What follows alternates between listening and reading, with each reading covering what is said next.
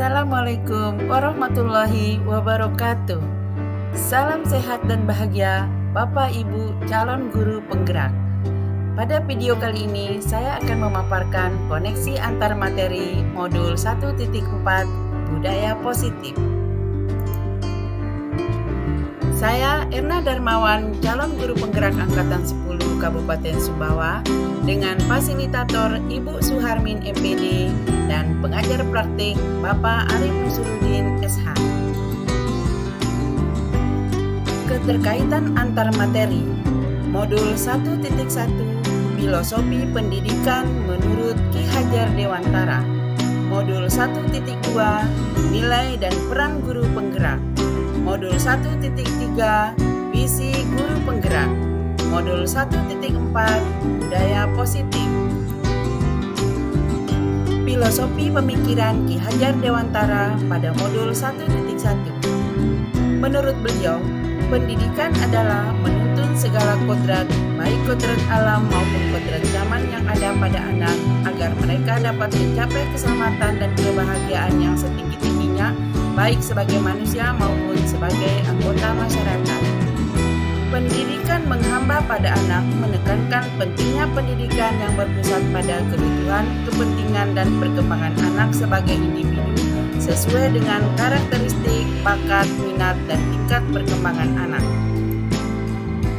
Nilai dan peran guru penggerak pada modul 1.2. Nilai guru penggerak: berpihak pada murid, mandiri, kolaboratif, inovatif, dan reflektif. Peran guru penggerak: menjadi pemimpin pembelajaran, menjadi coach bagi guru lain, mendorong kolaborasi, mewujudkan kepemimpinan murid, dan menggerakkan komunitas praktisi. Visi guru penggerak pada modul 1.3.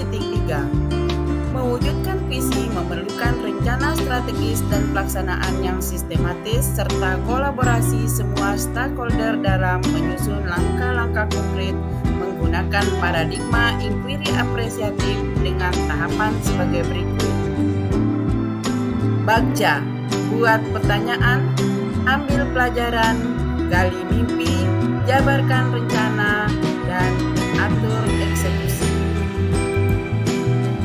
Budaya positif pada modul 1.4. Budaya positif adalah pembiasaan-pembiasaan yang mendorong interaksi yang sehat, rasa saling menghargai, dukungan emosional, dan pengembangan pribadi bagi semua anggota komunitas sekolah, termasuk siswa, guru, staf, dan orang tua. Bagian-bagian budaya positif: disiplin positif, teori motivasi, hukuman dan penghargaan, keyakinan kelas, kebutuhan dasar manusia, 5 posisi kontrol, dan segitiga restitusi. Pertanyaan pertama: sejauh mana pemahaman Anda tentang konsep-konsep inti yang telah Anda pelajari di modul ini? Pertama, disiplin positif. Disiplin positif adalah suatu pendekatan yang bertujuan membentuk karakter yang kuat dan bertanggung jawab pada siswa, menciptakan lingkungan belajar yang aman, inklusif, dan mendukung, serta menciptakan pembelajaran yang efektif dan produktif. Yang kedua, teori motivasi, hukuman, penghargaan, serta restitusi. Motivasi, dorongan untuk memenuhi kebutuhan. Hukuman adalah respon terhadap perilaku buruk tanpa mengajarkan cara memperbaiki tindakan. Penghargaan adalah efektif untuk mendorong perilaku positif.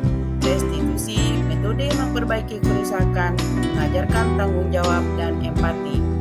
Yang ketiga, keyakinan kelas. Keyakinan kelas adalah prinsip, nilai, dan pandangan yang dipegang oleh suatu komunitas, mencakup keyakinan tentang pendidikan, pembelajaran, perilaku, dan etos yang ingin diwujudkan.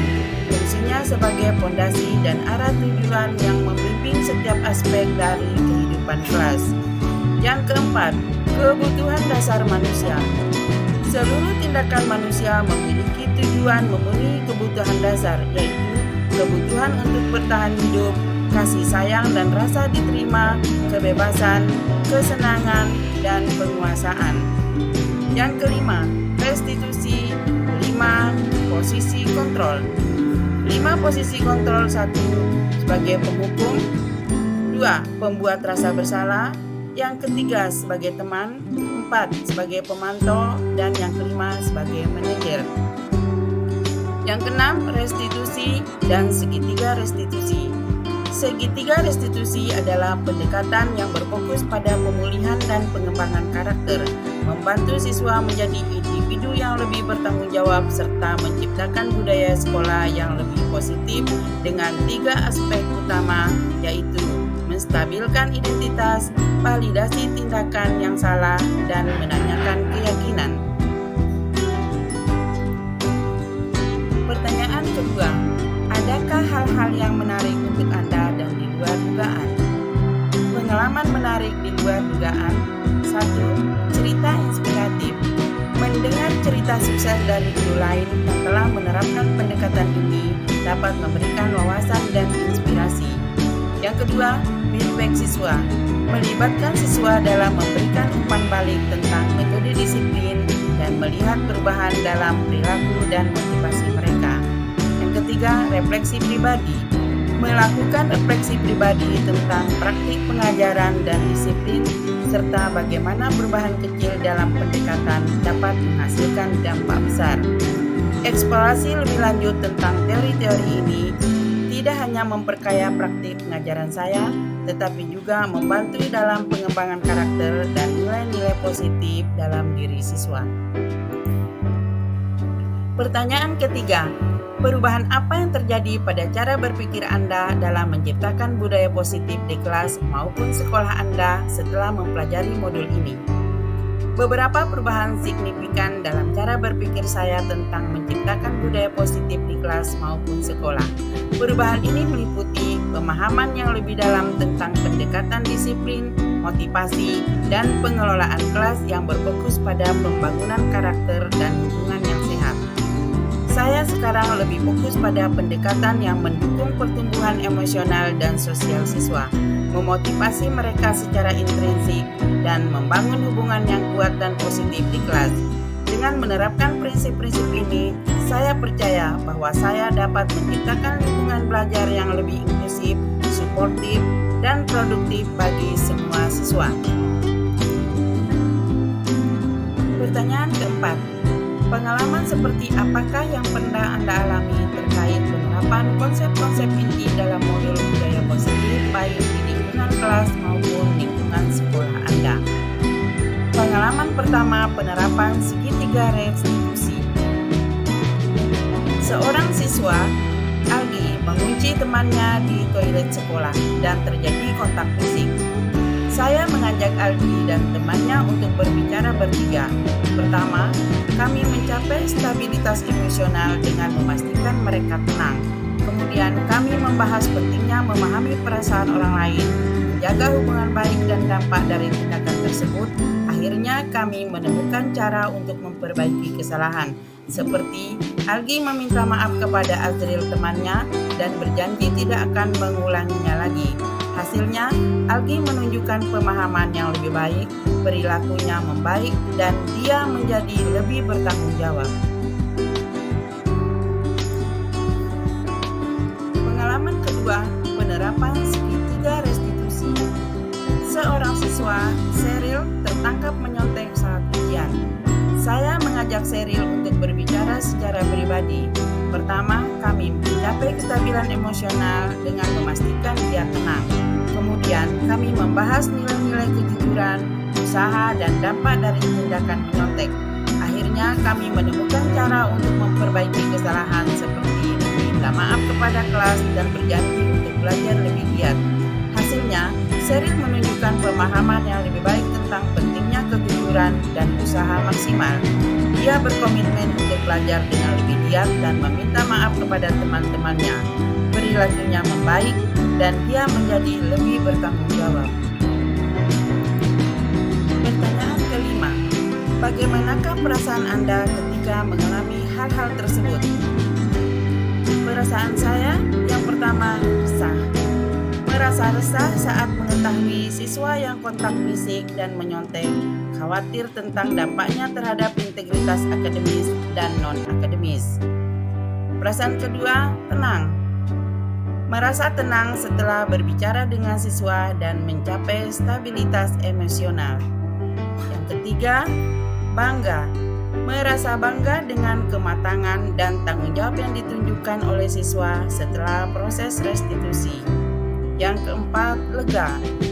Merasa lega mengetahui bahwa siswa memahami perasaan orang lain, menjaga hubungan baik, dan memahami nilai-nilai kejujuran serta komitmen untuk berubah. Yang kelima, optimis. Merasa optimis bahwa pendekatan restitusi akan membantu siswa mengembangkan karakter yang lebih kuat dan bertanggung jawab. Pertanyaan keenam, menurut Anda, terkait pengalaman dalam penerapan konsep-konsep tersebut, hal apa sajakah yang sudah baik, adakah yang perlu diperbaiki? Pengalaman penerapan segitiga restitusi menunjukkan banyak aspek positif seperti pendekatan empati, klarifikasi nilai, validasi tindakan yang salah, dan pencarian solusi bersama.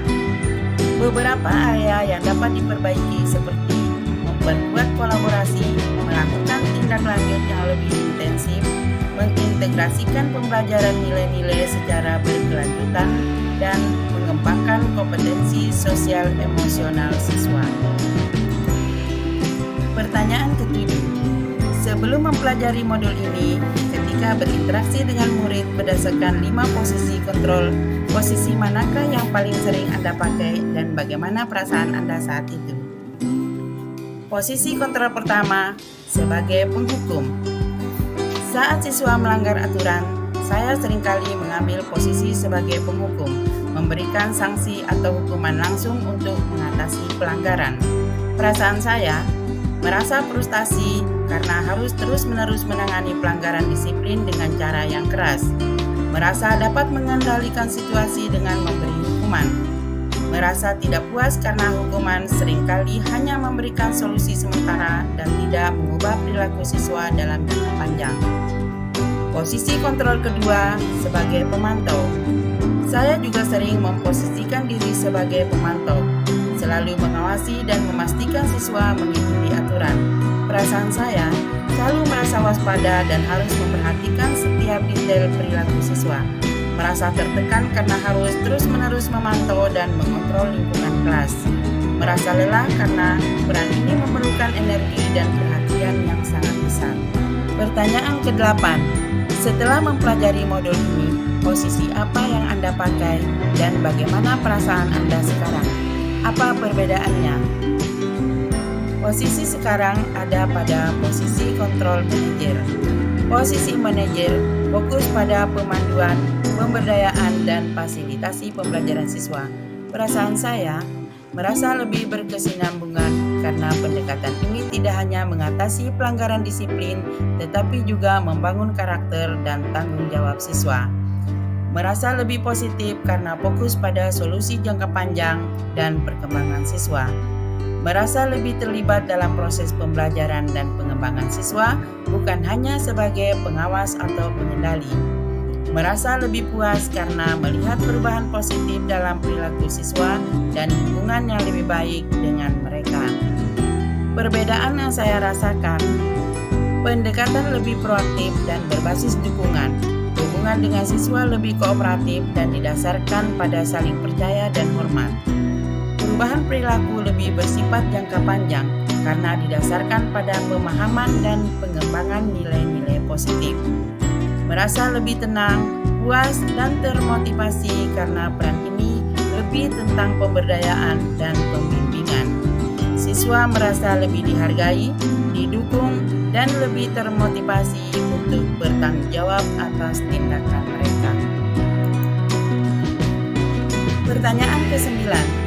Sebelum mempelajari modul ini, pernahkah Anda menerapkan segitiga restitusi ketika menghadapi permasalahan murid Anda? Jika iya, tahap mana yang Anda praktekkan dan bagaimana Anda mempraktekannya? Saya pernah menerapkan segitiga restitusi ketika menghadapi permasalahan dengan murid. Tahap yang saya terapkan adalah menanyakan keyakinan. Menanyakan keyakinan merupakan bagian dari segitiga restitusi, di di mana siswa dibantu untuk memahami nilai-nilai yang dilanggar dan dampak dari tindakan mereka. Cara saya mempraktekkannya adalah: pertama, identifikasi pelanggaran. Seorang murid kedapatan mengganggu temannya selama pembelajaran berlangsung dengan berbicara keras dan membuat kekacauan. Saya memintanya untuk keluar dari kelas sementara dan berbicara dengannya secara pribadi. Yang kedua, diskusi tentang nilai. Saya memulai dengan menanyakan kepadanya mengapa dia berperilaku seperti itu dan bagaimana perasaannya. Saya kemudian menjelaskan dampak dari tindakannya terhadap temannya yang terganggu, dirinya sendiri yang kehilangan fokus belajar, dan suasana belajar secara keseluruhan.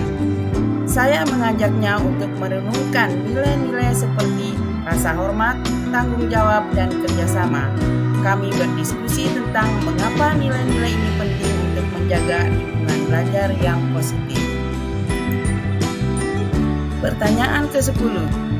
Selain konsep-konsep yang disampaikan dalam modul ini, hal-hal lain apa yang menurut Anda penting untuk dipelajari dalam proses menciptakan budaya positif baik di lingkungan kelas maupun sekolah? Hal-hal positif yang menurut saya penting untuk dipelajari adalah komunikasi efektif. Komunikasi yang jelas, terbuka, dan penuh empati antara guru, siswa, dan orang tua. Pengembangan karakter. Membangun karakter siswa dapat membantu mereka menjadi individu yang bertanggung jawab dan berintegritas. Kemudian pembelajaran sosial dan emosional. Melibatkan pengajaran keterampilan seperti pengelolaan emosi, empati, pengambilan keputusan yang bertanggung jawab, dan keterampilan sosial. Yang terakhir, keadilan restoratif. Fokus pada perbaikan hubungan dan penyelesaian konflik melalui dialog dan partisipasi semua pihak yang terlibat. Itulah tadi video koneksi antar materi modul 1.4 budaya positif. Terima kasih. Salam guru penggerak. Wassalamualaikum warahmatullahi wabarakatuh.